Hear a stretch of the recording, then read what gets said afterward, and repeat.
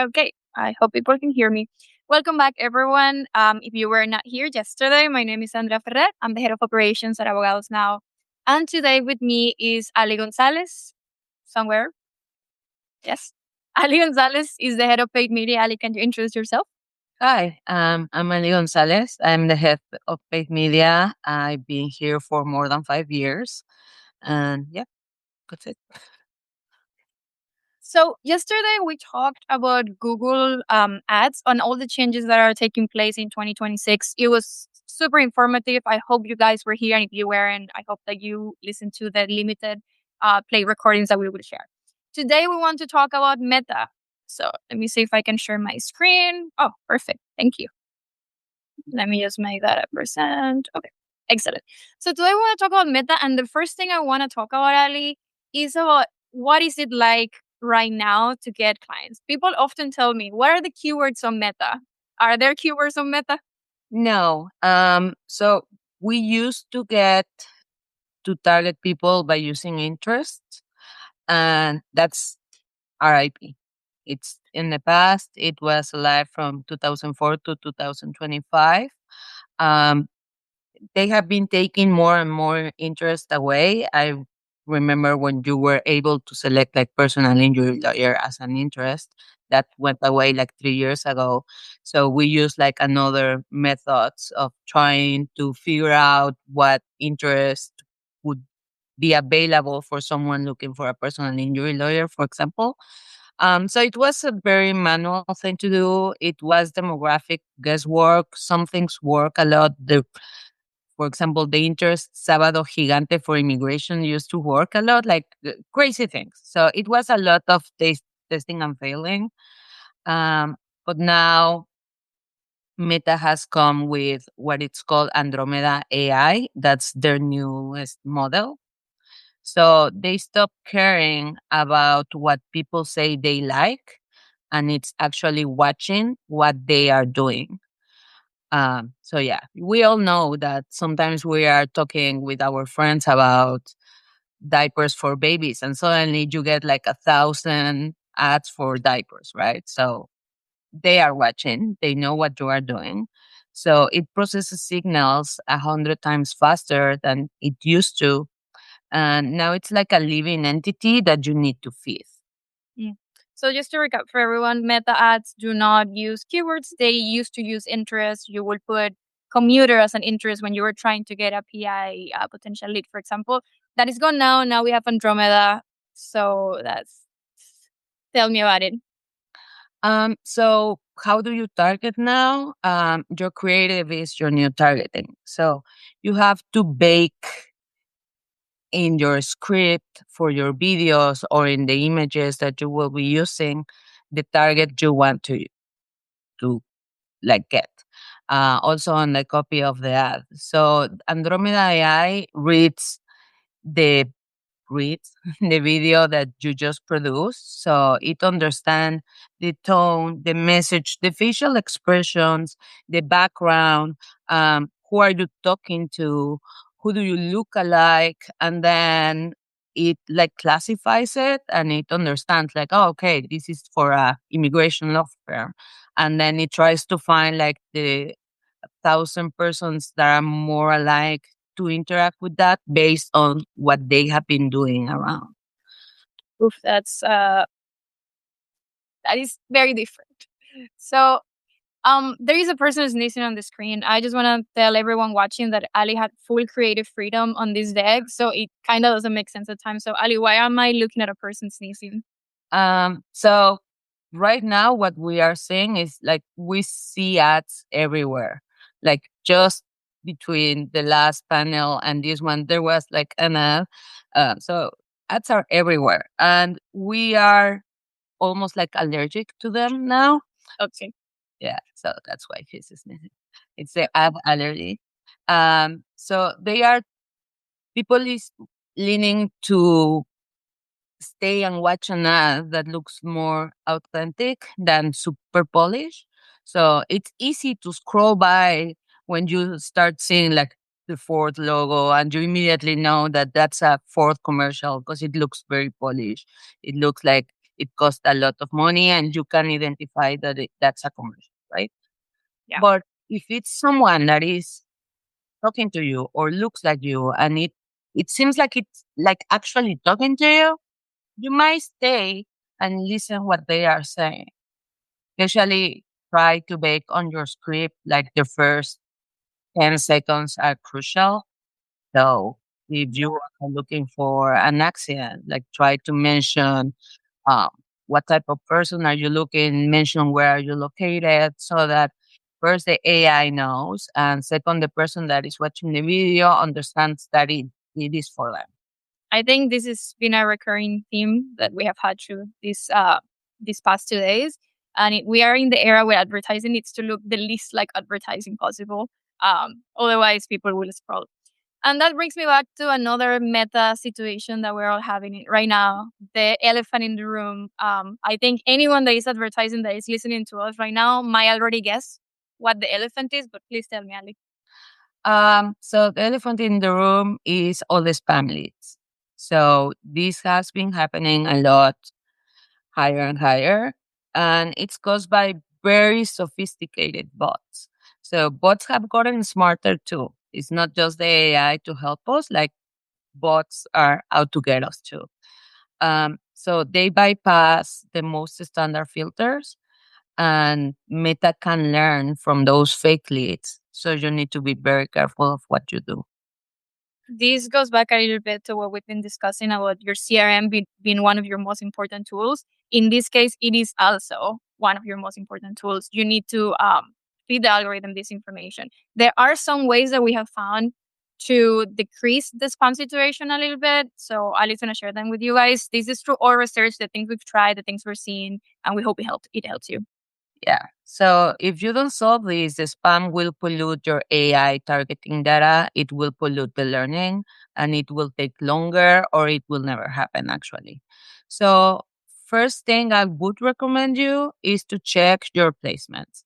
The audience network is kind of a trap. Like Meta loves it because it gets cheap leads, right? But it's a bunch of apps and websites that are associated with Meta and that they get paid for the click. So they don't try very hard to avoid these bots. And also Meta understands, oh, that's a cheap lead. Okay, I'll take it. It's probably good for the campaign unless you tell them no, it's not. So first, I think if you are getting spam leads, turn it off. Turn the audience network. Stay where people are actually like reels, posts. That's it. Then create a strategic friction. We used to tell our clients, oh, the less fields we ask, the more the conversion rate, the cheaper the lead. And that was true, but it's also so easy for a bot to fill that form in less than a blink that you need to create now some frictions. So you can set your forms, for instance, forms on higher intent. You can add a conditional logic. So if they don't pass like these two questions, the form closes so that the AI doesn't learn from it. And also you can add an SMS verification. So they have to actually receive an SMS and put it back so that um, you see that that's a real person. I want to make it clear this will increase your cost per lead, and that's a good thing. If you are being hounded by the spam leads, this is a good thing. If you're not, you don't have to do any of this. But I am going to bet you are getting the spam leads. Yeah, and it's like it's not actually increasing your cost per lead. That is your real cost per lead, because all the others are ghosts. Like you are not supposed to count ghosts, so don't count them. Your real cost per lead are like the real leads that you can talk to, even if they are not relevant for. But if they are real persons, at least you are getting somewhere. And as Andrea said, then there is the AI feedback loop, as I mentioned yesterday, turning on enhanced conversions and sending them to Google. You need to do that also on Meta, and that will help a lot. You need to feedback that information so that Meta doesn't treat a phone call as a $500 lead or a $50,000 client, or a bot. Like that's the worst thing you could Ali, get. I'm going to interrupt you to share a question that Marco Velasquez sent us. He's asked, how will you ask PI ads getting flagged as a special ad category, financial product or service? Will you change the ad to avoid it or accept it with the limitations it brings? Oh, This, yeah, we also get it. So we try to appeal twice. If they are still getting rejected, then we add them as a special category. We haven't seen a lot of limitations on it. If anything, they get less spam, weirdly. So sometimes it's better to stop fighting meta. Again, sometimes it's not real persons actually reading your ad and understanding. It's like a bot. So you're probably sometimes the word insurance on the copy or in the ad triggers those special categories. So if after two appeals you are still getting them, just put them as a special category. Yeah. so yeah, appeal twice. They regular think that you're financial. Usually someone will read and be like, oh, never mind, approve. If not, as Ali said, go with it. Okay, so we talked a little bit about the changes from interest to the creative being the basis of things. We talked a little bit about the spam um, issue. Let's talk a little bit about the format in 2026. Yeah. So now 90% of the inventory is like stories or posts. If you are still running videos that are landscape and then you have like a gray area on top and a gray area below, you are probably paying like a 40% inefficiency tax for that. So maybe you don't have a team that can create those videos in vertical, or you have already assets and you don't know how to adapt them. You can actually upload them and give a little free reign to the AI, and they will try to adjust them or make similar ones. It's not great for law firms that had very strict brand guidelines because, of course, they will deviate for them. But if you are more flexible and you are willing to let the AI try, you don't have like very specific rules you have to follow, then go for it if you don't have a team that can do it for you. Great. Next, next is an amazing thing that I hope everyone who is advertising for the Hispanic marketing will keep in mind. And not just the Hispanic marketing, but it's WhatsApp. WhatsApp is the core of our existence. I think Ali and I know we only talk on WhatsApp. We talk to our parents on WhatsApp. Anyone that we could potentially talk to, like the guy who fixes your air conditioning, we talk to on WhatsApp. So there is now WhatsApp on Meta. Tell us, Ali. Yeah, so Meta bought WhatsApp like a lot of years ago, but they were not doing much with it. But now they are seeing increasing numbers of people using WhatsApp. So 54 of the Hispanics in the US on 2024 had WhatsApp already. So 2 years later, we are in 2026, and I can imagine that that number now it's around 17%, especially between Gen Zs and millennials. And that is your target audience now. Unless you have like a practice area targeting the elder, yeah, you need to be on WhatsApp. There are several new campaigns on WhatsApp. So if you have member of your team that can be answering the chats instead of answering the phone, then get a WhatsApp number, get a business WhatsApp connected to your fan page, run campaigns on it. Since not many people are using it, the cost per conversation on WhatsApp, it's actually much cheaper than a lead or than a form that sometimes you can't reach. And again, if you can't reach it, try on WhatsApp. They probably have WhatsApp registered under that number. If you see that the number belongs to another country, maybe they have it connected on WhatsApp, but they live in the US. A lot of my personal friends here in the US, their WhatsApp number is still linked to their country. So don't think that because they have a different area code, they are not in your geographic area. And we have seen this with clients and they don't reach out. And we're like, no. So please, if you can do WhatsApp, do WhatsApp. Okay. Let's talk about trust signals. Yeah. So another way to like decrease your cost per lead is using trust signals and real proof that you exist, that you are actually doing what your ad said. So screenshots of happy clients' messages or reviews, latest results with like exactly what happened on that case. The AI is reading again. So do it. Invite a couple of clients to your office and record them or give them the phone to record themselves. Like try to get some testimonials and reviews on, or even you shaking their hands. We have clients that send us like pictures of the clients holding checks. The AI is reading them, and it's like a discount code for your ads. So the more ads like that, the probability of the AI learning, getting less bots, and not as expensive leads will be higher. And aside from the technical side, people like it. You trust something much more if you see other people like you who have been helped. So reviews, authentic reviews and authentic testimonials are very much key in 2026 in Meta.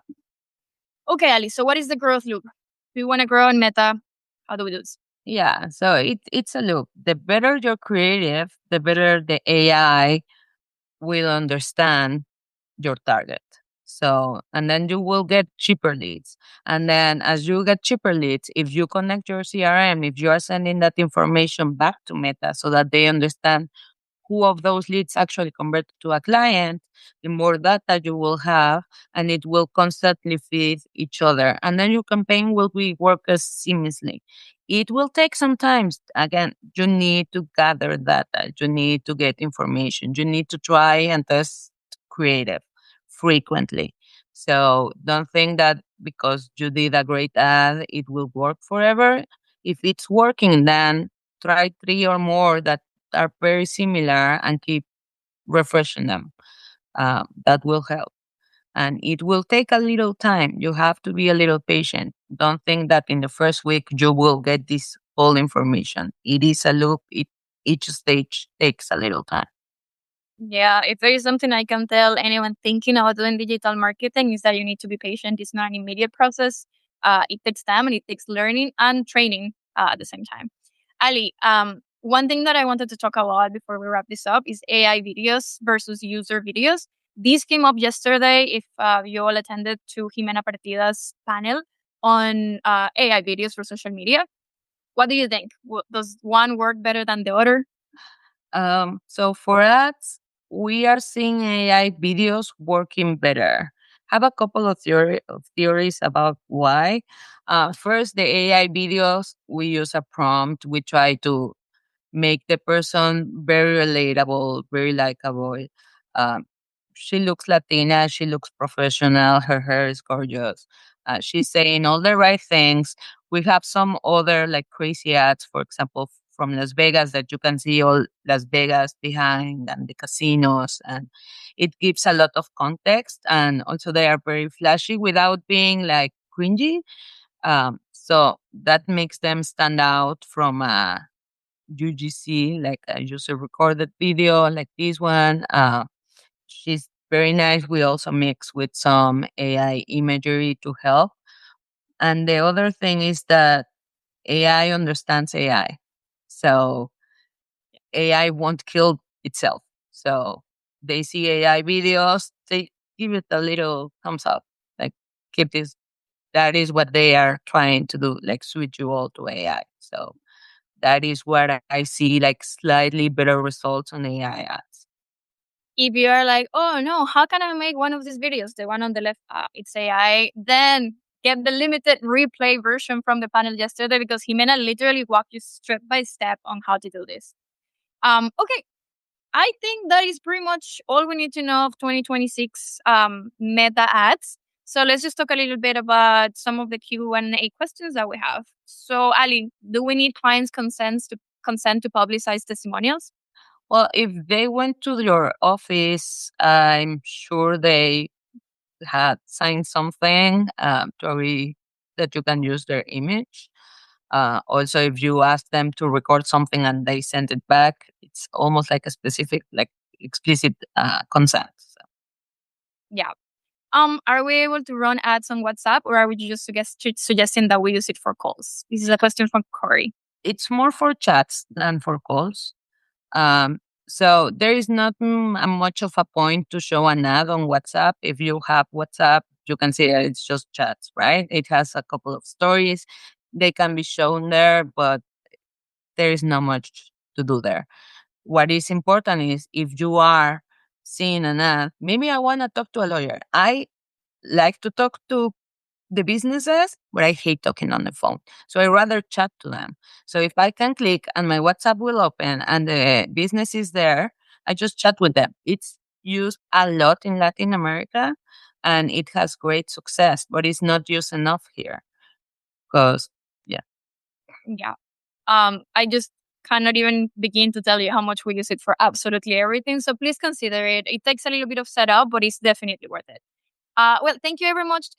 Very much. Thank you everyone from joining us today. If you have any other questions, remember you can message us at summit at abogadosnow.com. So we'll be happy to answer. Hugh is back. We're going to go right into the next panel. So thank you everyone. Awesome. Nice work, Andrea and Ali. Thank you so much.